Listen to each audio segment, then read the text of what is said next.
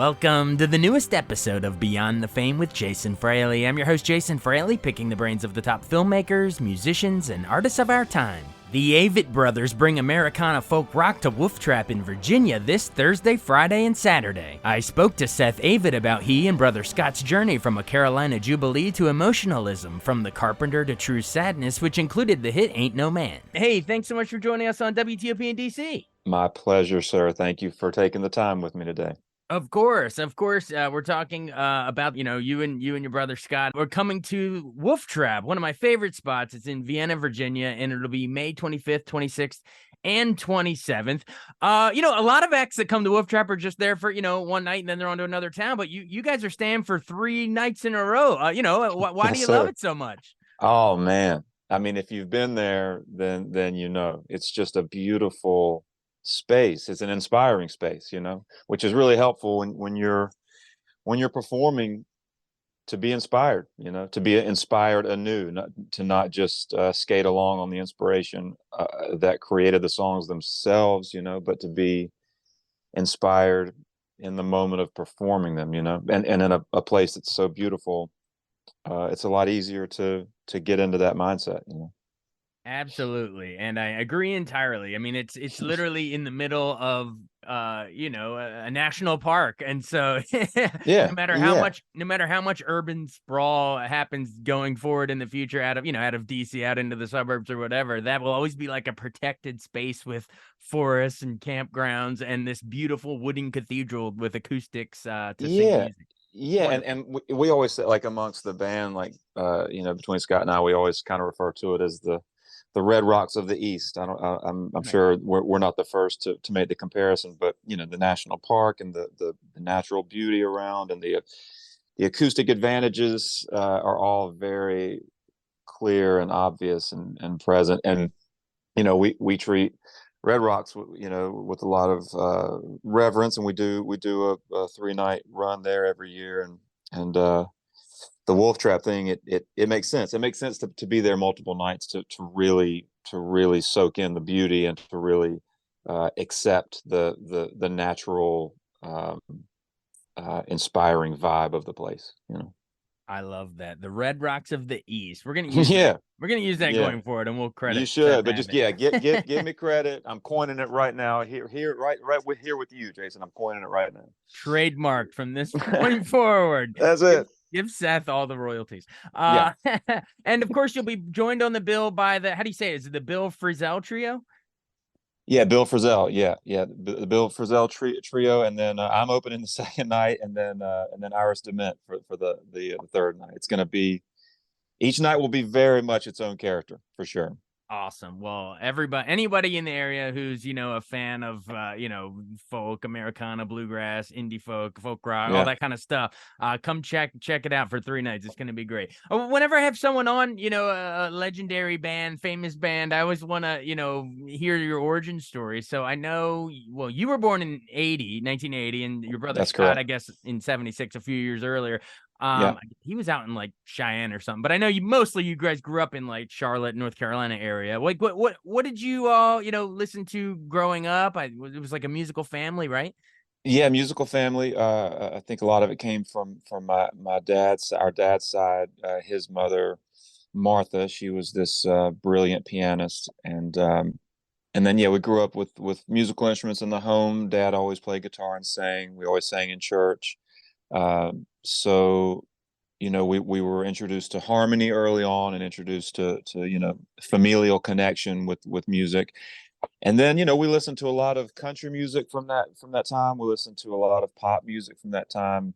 Very early on, it was kind of all Zeppelin and Pink Floyd and Hendrix, and then Michael Jackson, Hall and Oates, and then like our dad would play us like George Strait and George Jones and Randy Travis and Awesome. and then Awesome. and then when and then I personally became one of the millions of Kurt Cobain disciples, and since then it's just been one discovery after the next. We just love so much music, and I think that kind of comes through in the variety of inspiration that's in the songs we write too. But yeah.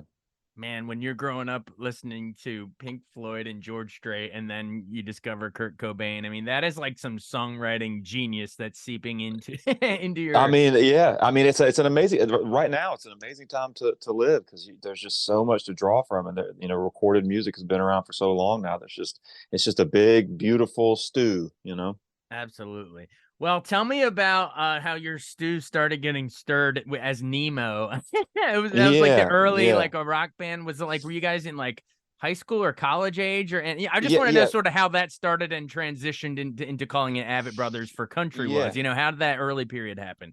Well, basically, just to paraphrase it, Scott's 4 years my senior, so like when I'm a freshman in high school, he's a freshman in college. So we had our own bands, and it was always we kind of built this dream that like one day we're gonna have a rock band together, we're gonna take over the world, the whole thing, and so eventually we did we got a five-piece band together, sort of a melding of my band and his band of that time, late '90s, and very heavy, of a very sort of narrowed demographic. I think would be attractive to the music, but it was pretty heavy, pretty punk influenced, but with many attempts at dynamism and variety within the music. But again, very very heavy, relatively aggressive music, and that band broke up, and it was kind of like your high school sweetheart breaking up with you. It was very very hurtful, and it was like.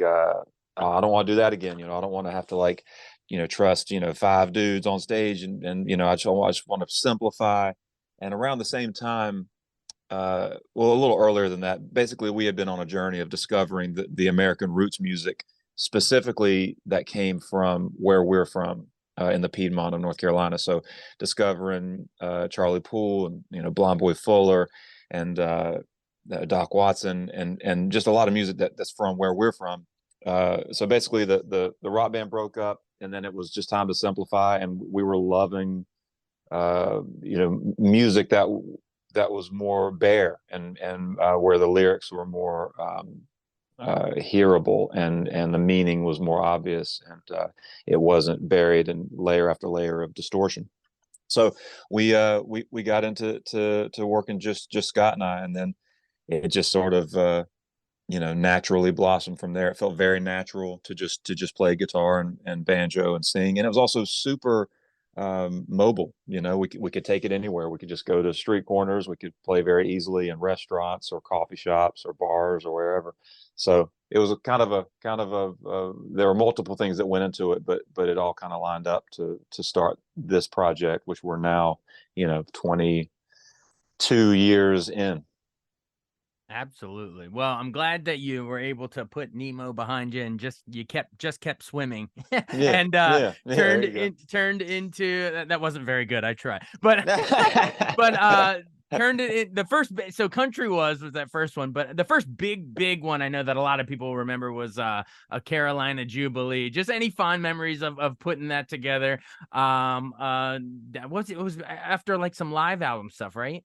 Yeah, yeah. I mean, it's just really fun. Like that whole time was us just really discovering that this was our voice. That we were finding our voice. We were finding, there was just all this brand new, very fresh discovery around songwriting and around accepting what was natural to us. And again, like with all the music that we loved, it's there is like a moment of acceptance, where you're like, what?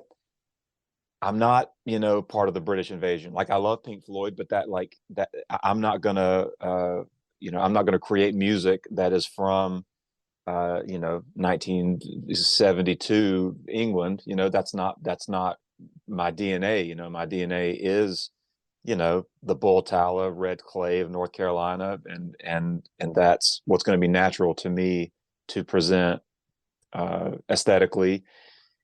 And so accepting that would like, around Carolina Jubilee, it was just like we were like really like, we were heading into second gear, like, oh, okay. So this is what I'm meant to do in this moment. And it was very fun to realize that, and very grounding in a very healthy way to accept that and to get into the work. I love it. And of course, you followed up with I never know how to say it, but the story behind it's so cool. Is it Mignonette, Mignonette? Mignonette. Mignonette. Yeah, Okay, tell yeah. everybody about what it's named after. The English Oh, yacht that thing. yeah, yeah. Well, we got turned on to this to the story and the concept from the custom of the sea, and so that it's an incredible book, but it outlines a real life story of an event that happened with a whaling ship being sunk. I think it was off the coast of France, and basically the The custom of Cape of the Good Hope I just read. Off of yeah, South yeah, there you Africa, go. actually. Oh, There you South go. Africa. Okay, yeah, that's right. Yep. Okay, yeah. Yep. So and then and Mignonette was the name of the ship.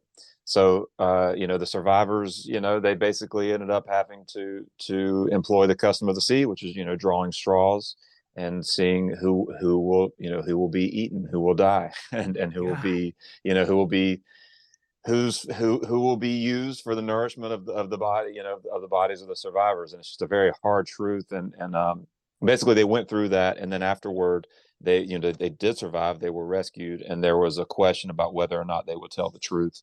And it really became a story about honesty and about holding to the truth regardless of the consequences. And so that really hit us hard, and we started hearing the sort of product of that in a way, like that was starting to make its way into our writing, and then a sort of a concept record was sort of born out of that. That's awesome. Thanks for taking us back, because I just that story just so Sure. crazy to me. The idea you sculpted an album out Yeah, of well, that. it just hit it so hard, and Yeah. you just like when you really look into a real life story like that, you think about what these men, what they were up against, and what they had to the questions they had to answer in their own hearts, and in their own conversation with God. It's just I mean, it's just stunning, and it's the kind of story that it will always be stunning, so it hit us hard enough that it pretty much had to make its way into our creative process in that chapter.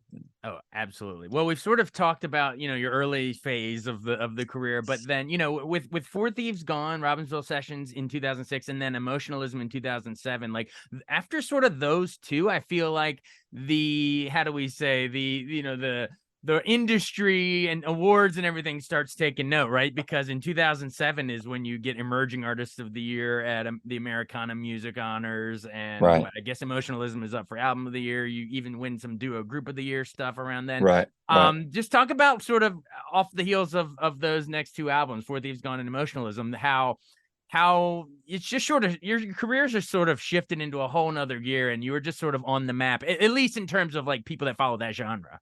Yeah, yeah, totally. And even then, at that point, it was still kind of surprising uh, that that we were gaining the momentum that we were gaining. Though, of course, during the time, we didn't really think about it as momentum. We were just like, really thankful that it was growing.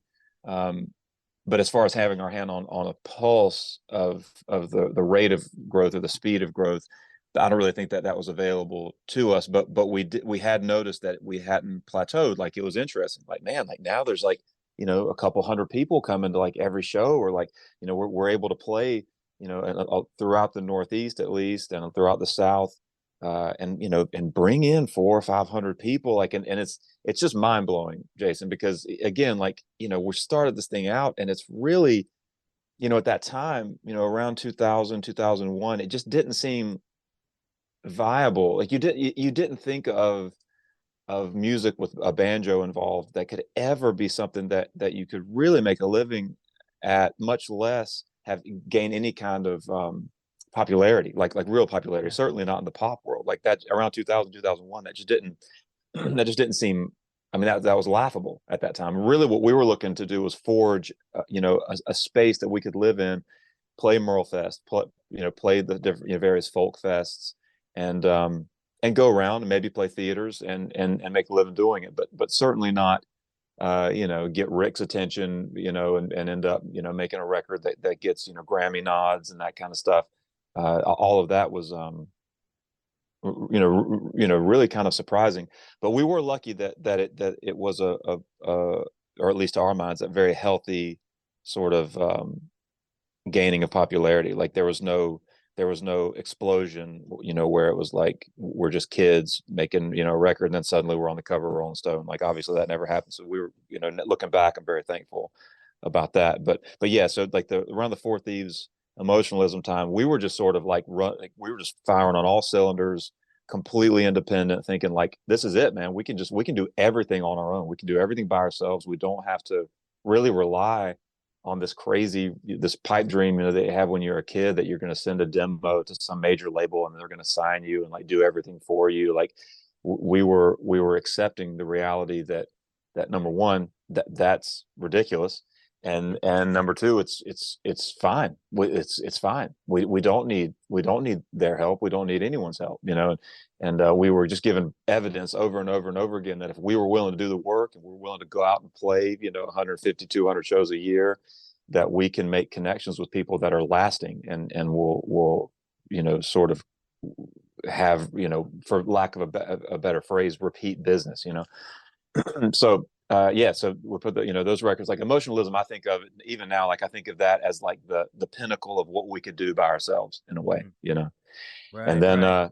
yeah, and then Rick heard that one, and around that time we were starting to get some real attention from a few major labels, and we ended up working with Rick because that was like the most attractive, like in terms of risk or potential, like that felt like the most reasonable direction to go for the art itself. We make a record with Rick, at the very least it's going to be an interesting experiment, and we might be able to further the art, rather than just further the business. Yeah, yeah. And you keep mentioning, caught the eye of Rick. We want to tell everybody it's Rick Rubin, the legendary Rick Rubin. Yeah, in case they're listening along and Yes, aren't yes, yeah, familiar Rick. of your story. But Yeah, yeah, I mean, yeah, so Rick Rubin, I guess, hears emotionalism and is like, oh my God, I got to work with these guys. And you guys do what? I Am Loving You in 2009, The Carpenter in yes, 2012, which I think gets your first Grammy nomination for Best Americana Album. And you even worked like on for it, right? Magpie and Dandelion and True Sadness. That was all with Rick. So yeah, I mean, I don't yeah. want to make you have to sum up 4 albums in one soundbite, but just speak to. I'm trying to cut you loose here before we go through everything, but I don't want to keep you forever. But if It's there's a way all to sort of good. speak to the Rick Rubin period, those 4 Mount Rushmore of albums. Yeah, yeah. No, it's all good.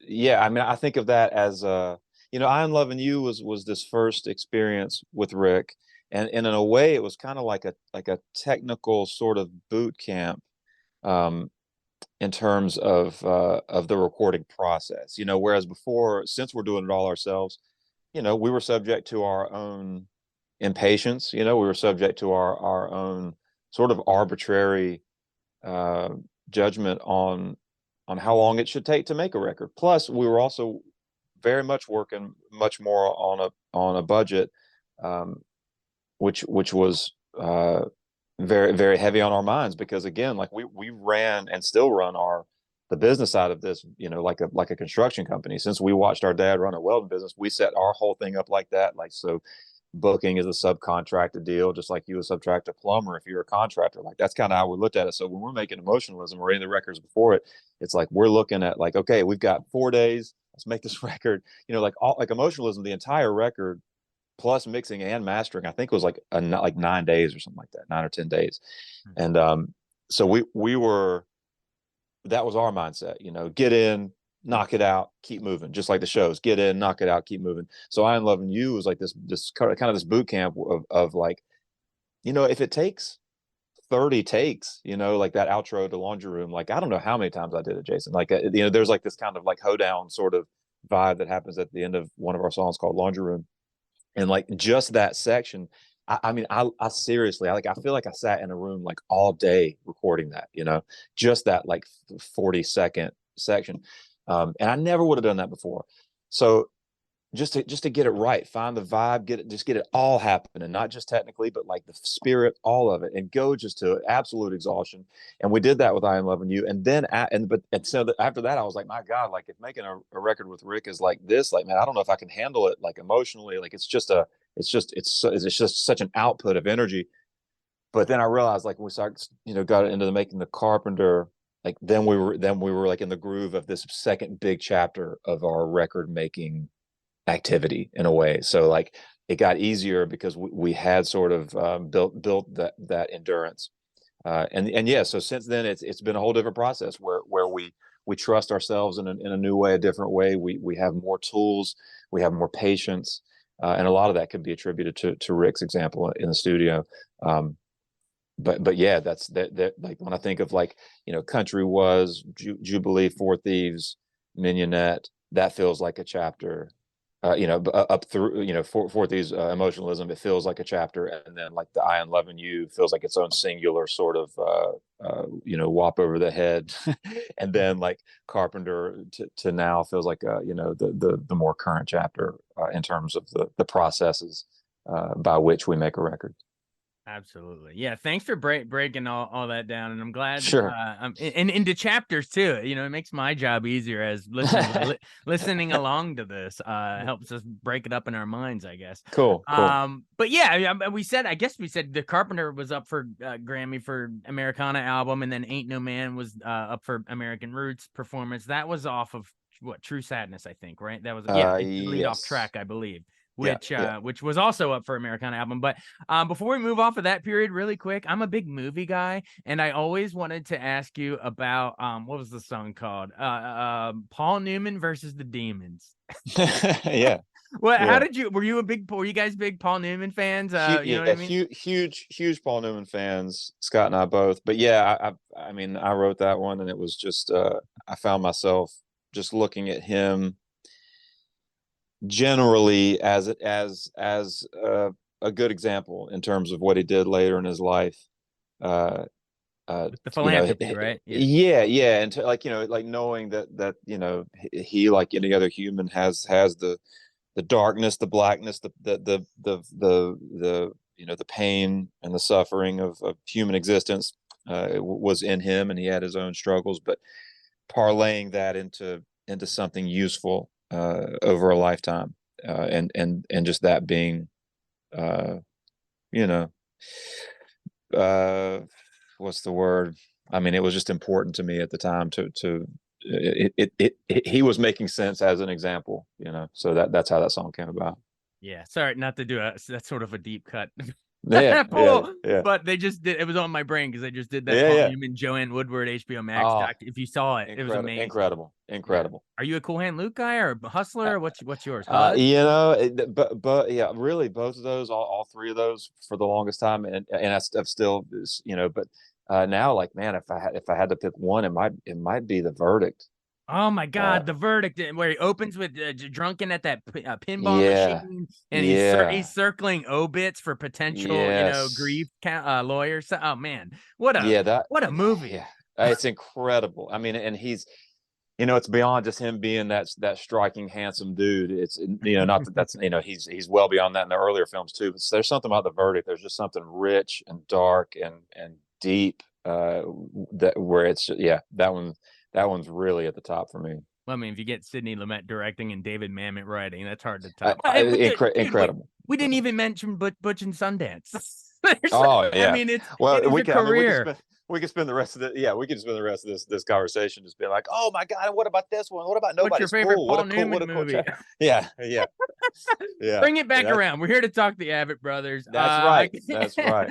I guess closing it. I mean, the only one we didn't really mention was Closer Than Together. Was that your first without? No, Rick did that one as well, He of course. did. But Yeah. yeah, let's dive into that really quick. If that's the most recent one, unless you want to count, the EP Gleam 3 Right. stuff, I guess. But are we gonna hear any of that out at Wolf Trap? Any of the newer stuff? Yeah, I'm sure. And again, like with Wolf Trap being a 3-night stand, it's just more likely that we're going to dig deeper in terms of deeper cuts or songs that we haven't done in a while, tried in a while. The kinds of songs that we have to relearn and then feel nervous when we go out and play them. That's always a good positive energy when we're a little scared. That's always a good thing. But yeah, that record, Closer Than Together, and the newest Gleam, I think they both have some songs that have never been played, so we might need to be looking at that soon. But yeah, you can expect it to be all over the map in terms of material, all over the map. Great. And do you always work in, I mean, in addition to like the newer and more obscure stuff, do you work in like the, what we would call quote unquote your bigger hits? Like does Ain't No Man, what is that Oh always still yeah. fun to play? It's always fun. I mean, all of these songs, like we're just really lucky that like it's really the audience that makes them feel like new songs, like every night, you know. So we're very we're very particular about what we share because we want to share things that we feel like have miles in them because we're the ones that have to hear them every night, you know. But we've been very lucky with the people that support our music, making the songs feel like they're a new experience each night. And yeah, that's a responsibility for sure. Like for the more casual fan, we look to create set lists that where there's something for the casual fan, there's something for the diehard, but there's also something for the person who's never heard our name. You know, so I want to be able to play a set where there's a 70-year-old woman that's never heard us at all, and there might be something for her in there. You know what I mean? So Awesome. so that's the goal. So yeah, every night will be different. Every night we'll have some of the so-called hits, and every night we'll have some deeper cuts. You can count on that. Awesome. Well, we can't wait for the sounds of the Avett Brothers to be echoing off of the trees in the forest of Virginia. The sounds, as you said earlier, it stuck in my brain from the Piedmont of North Carolina. I love that Yes, name, sir. You Piedmont. got That's it, man. catchy. That's an album title waiting to happen, Piedmont. That's true. You're right. You're right. I'm gonna write that down. You credit me and I'll credit you for, what was it, the Red Rocks of the East. There you That's go. it. That's it. All right. So even trade. All Even right, trade. man. But you've been generous with your time. We'll cut you loose. But everybody, check out Wolf Trap on May 25th, 26th, 27th. So 3 nights. No excuse to miss it. Hell, get tickets for all 3. There it is. There it thanks is. so much. This was so much fun. A pleasure. A pleasure. Thanks, Jason. See you soon, brother. Thanks so much for listening to Beyond the Fame with Jason Fraley. Our theme music is Scott Buckley's Clarion. Remember to give us a 5-star rating if you like what you hear. We'll see you next time.